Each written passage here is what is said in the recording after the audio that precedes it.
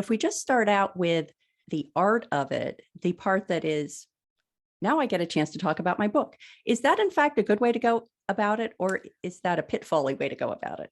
I think it's a pitfall because that's where people get stuck. They're like, okay, I've already told people about my book. So now what do I talk about in my marketing? And in reality, what you need to do is start thinking about the bigger interests of your readers. And this really depends on your genre. There's so many ways that you can crack this depending on whether you're writing fiction or whether you're writing a children's book or whether you're writing a memoir. But if you think about yourself as a user of content, as a consumer of content, of what you like to look at when you're on social media, what you like to listen to on podcasts, what you like to hear on the news or watch on TV, it's often not about a particular book. It's about the themes behind the book. It's about the things that intrigue you and pull you into that.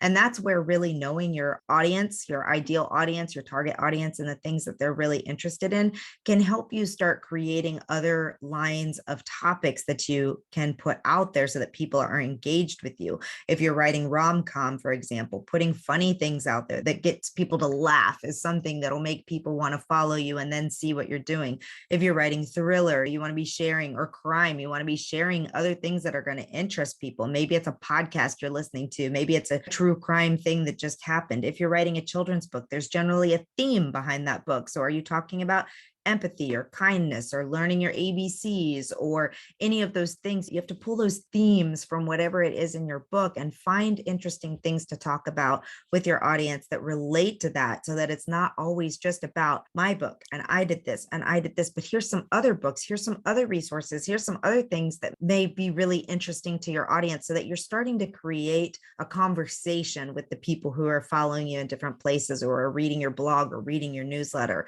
And if you're just talking about your book and what you're doing, you're going to shut down that communication. People are going to lose interest and even potentially unfollow you, which you definitely don't want, because that shuts down everything with your potential with them.